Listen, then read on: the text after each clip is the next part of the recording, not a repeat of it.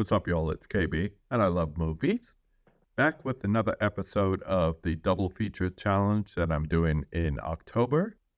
Today's recommendations have been given to me by my good friend Christian. Check him out on the Gilded Films Podcast with our friend Brett. He recommended two movies for me. One is called Grave Encounters, and the other one is called Hollow's Grove. From 2011, Grave Encounters is a movie about a group of paranormal investigators, and they go into an abandoned psychiatric hospital. And as you can imagine, things happen from there. The things that I liked about it, I am not a found footage person. You know, I have to pick and choose between the different ones that I like. But the things I did like about it, I would say, first of all, the atmosphere. It was very similar to Ganjam Haunted Asylum, even though the premise was a little bit different. But it gave me that feel as far as a found footage movie. I would also say the cinematography. It used the found footage motif in a way that it helped give into the scares, and it didn't really rely on the jump scares too much, but just the true terror of what was happening to the characters. And then I would say the characters, the dynamic between them, and the combination of the tension and also the skepticism with some characters really played into it. That said, I would also say the character development was a weakness here. They could have fleshed them out a little bit more.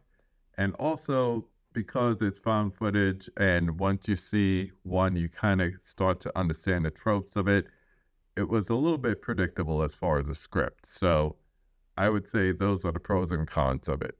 Compare that to 2014's Hollow's Grove. This one is another found footage film, and it is about a group of people who kind of have like a reality TV show that focuses on like, ooh, I feel a spirit kind of thing.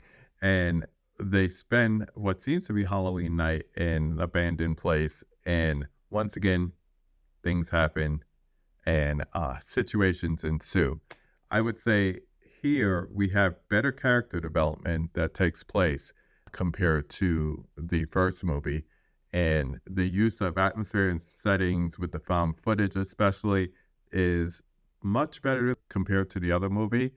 And the whole use of the found footage technique, they set it up to be found footage, very similar to how Late Night with the Devil does.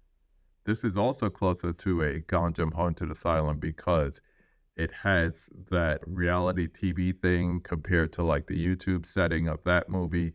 And it gives more of the feel to a good found footage movie. But there are some weak points. As short as it was, it had pacing issues, which I know you're thinking when you hear pacing, it means it's too long.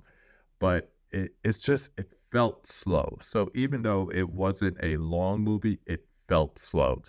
Same thing again, predictable elements, but also the production quality overall was less than to be desired, but you expect that from a low budget film with special effects and all that.